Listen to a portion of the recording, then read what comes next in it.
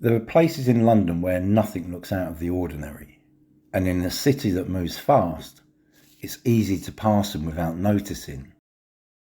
So, I want to invite you to slow down for a moment. Not to learn dates, not to memorise facts, and not to be told what to think, but to notice something that's easy to miss. London is full of places where prisons once stood, buildings that have disappeared, names that have faded, stories that rarely get told. And while the bricks are gone, the thinking behind them hasn't entirely disappeared. For a long time, prisons weren't hidden away. They sat in the middle of everyday life, on busy streets, near homes, near places people passed every day. This is about noticing those places and what they still tell us.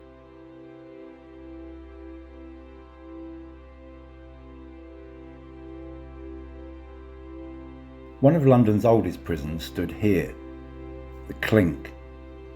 Places like this weren't just about locking people up.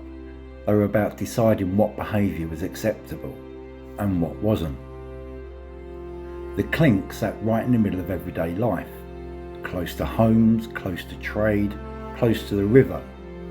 Punishment wasn't hidden away, it was part of the landscape.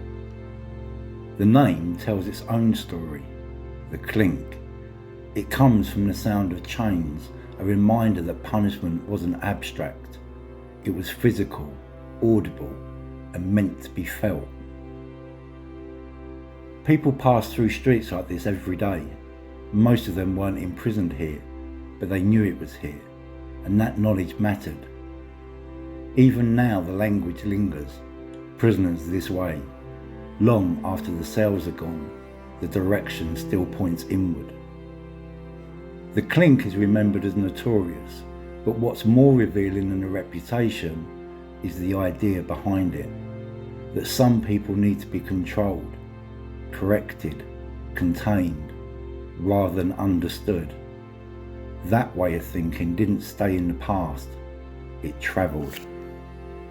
This prison wasn't built for people who were dangerous. It was built for people who were in debt. People were confined here not because they posed a risk, but because they couldn't pay. Poverty was treated as a failure of character. Marshalsea sat among homes and businesses. It wasn't hidden. Life continued around it. People worked, traded, and walked past, knowing exactly what stood behind those walls. Punishment wasn't separate from everyday life. It was woven into it. These gates and wall are what remain, not the cells, not the overcrowding, not the waiting, just the threshold. A reminder of who was allowed to leave and who wasn't. This place is remembered now because of history, but it mattered long before it was historic. Families lived here, partners, children. Lives unfolded inside a prison that was never meant to hold whole families, but did. Punishment didn't stop with the person in debt, it spread outward. And now, the prison is mostly gone. Its name sits underfoot, easy to walk over, easy to miss. A reminder of how quickly suffering can be flattened into history and how easily we move on. Marshalsea tells us something important, that punishment doesn't always look like punishment. Sometimes it looks like debt. This is Newington Gardens. Children play here. People sit on benches. Life moves on. It doesn't look like a place of punishment. But this was once the site of Horsemonger Lane Jail, a prison and a place of execution. Punishment didn't happen behind closed doors here. It happened in public. Executions took place outside the walls. Crowds gathered, not in silence, but as spectators. Punishment was meant to be seen, shame was meant to deter, fear was meant to teach a lesson. But it's worth sitting with a question. When punishment is public, who is it really for? The person being punished or the people watching. Today, there's no scaffold, no crowd, no sign of what happened here. The prison is gone, the executions are gone. What remains is space. Horsemonger Lane reminds us that punishment doesn't disappear. It changes shape, and sometimes it leaves no visible trace at all. This is King's Bench Prison, not just a building, but a system with rules, boundaries, and expectations. It was a prison for debtors, and for people who could afford a different kind of confinement. Punishment here wasn't always about isolation, it was about containment. From the outside, it looks almost ordinary, solid, domestic, part of the street. King's Bench didn't sit apart from daily life, it sat within it. The prison was surrounded by houses, shops and roads. People lived their lives around it. Some people even lived inside it, with families nearby, businesses operating and routines continuing. This wasn't rehabilitation, it was adaptation. People learnt how to survive inside the system, how to trade, how to negotiate, how to endure. But survival can be misleading. Learning how to cope in confinement doesn't always mean being able to live freely outside it. King's Bench reminds us that punishment doesn't always look harsh to be harmful. Sometimes it looks almost normal, and that's what allows it to last. Up to now, we've been talking about people, their lives, their families, their adaptations. From here on in, we're going to be talking about systems, how they're designed, how they justify themselves, and how they persist. Bridewell began as a palace, a place of power, sitting close to the river, embedded in the life of the city. This was never a hidden place. It stood among homes, workshops, churches, and streets people used every day. Over time, Bridewell changed, not in location but in purpose. What had been a symbol of authority became a place of correction. Bridewell was not built to punish the most dangerous. It was built to manage behaviour. People were sent here not because they were violent, but because they were poor, disruptive, or seen as idle. This is where the idea of the House of Correction took hold. Work was used as discipline, routine was used as reform, and control was framed as care. People here were meant to be corrected, through labour, through shame, through obedience. The question was never whether the system was just, only whether it was effective. Bridewell's influence stretched far beyond its walls. It became a model, a template for how the state would deal with those who didn't fit. Today, almost all of Bridewell has gone. The buildings have changed, the walls have disappeared into the city. But the thinking behind it didn't disappear. The belief that behaviour can be managed through control, that poverty can be corrected through discipline, that order can be imposed and called care. Bridewell didn't just hold people, it shaped the way punishment would be understood for centuries. Fleet Street has always been noisy, busy, commercial, a place of movement, money and words. It doesn't feel like somewhere you'd expect to find a prison, but right here, tucked between inns, courts and shops, stood Fleet Prison. Not hidden away, but woven directly into the life of the city. This was a prison you didn't pass by accidentally. You walked past it on your way to work. You heard it, you smelled it, you knew it was there. Fleet wasn't about violent crime, it was about debt, about poverty being treated as a moral failing. If you couldn't pay, you were confined, not to disappear, but to be seen.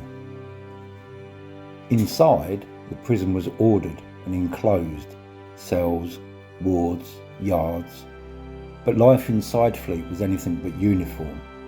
Those with money could buy comfort, a better room, food, alcohol, visitors. Those without money endured hunger, overcrowding and disease. Justice here wasn't blind, it was priced. Prisoners stood at the windows and begged, not in secret, but openly, calling out to passers-by, "Pray remember poor debtors." Poverty wasn't just punished, it was performed. Fleet became its own strange community. Families lived inside with imprisoned relatives. Children grew up behind walls. Life didn't stop at the prison gates, it adapted to them. The line between inside and outside was thinner than we'd like to imagine. This wasn't a system designed to rehabilitate or even to deter. It was designed to contain poverty, to remind people what happened when they fell behind. Fleet Prison stood as a warning, not whispered, but placed right in the middle of the street. Fleet Prison is gone now, demolished, rebuilt, forgotten by most, but the idea behind it hasn't vanished so easily.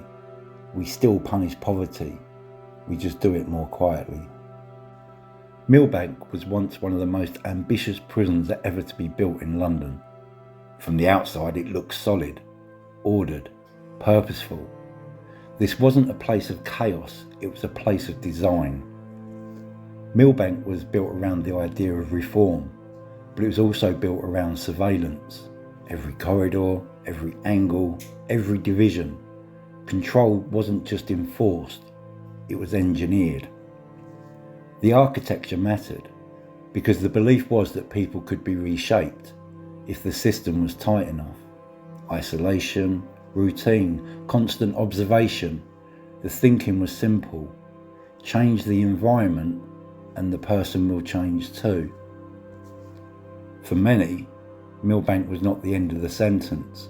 It was a point of transition. From here, people were transported, removed from the city, removed from everyday life, removed from sight. Punishment became quieter, more organised, more distant. Over time, the prison itself disappeared. The walls came down, the corridors vanished.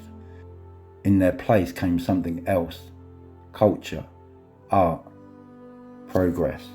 And yet something remains. Not the walls, not the cells, not the systems that once filled this space.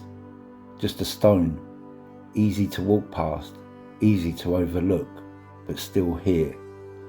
A reminder that buildings can disappear while ideas linger. We didn't stop punishing, we just stopped looking at where those ideas began. Before I finish, I want to pause and acknowledge some of the other former prisons across London that still leave traces today. We haven't stopped at them all, but they're still here, in fragments, in plaques, in street names, in the shape of the city itself. Places like Newgate, which is gone but whose presence still sits around the Old Bailey. Calderbar Fields, where parts of the prison fabric remain folded quietly into the park and surrounding buildings. The gatehouse near the Abbey, reminding us how closely punishment once sat beside power and religion. Wood Street Compter and Poultry Compter, smaller places of confinement but no less significant for the people who passed through them. Tothill Fields Bridewell, absorbed into the landscape, its name one of the few clues that correction once stood there. These traces are easy to walk past. Most people do, but they matter because they remind us that prisons were never hidden away. They were woven into everyday life, into neighbourhoods, into routines, into the city itself. And if we slow down enough to notice them, they ask us a quiet question. Not just about what used to be here, but about what still is. Once you start seeing these places, you can't unsee them. Not just the ones we've lingered on, but the many more that once stood across this city and are now invisible. At one point there were over 60 prisons across London, some large, some small, some remembered only by a name, a boundary or a stone set into the ground. They're not just part of history, they're part of how we still think about punishment, responsibility and belonging. My hope isn't that you leave with answers, it's that you leave with better questions about who gets punished, about who gets forgotten, and about what we choose to remember.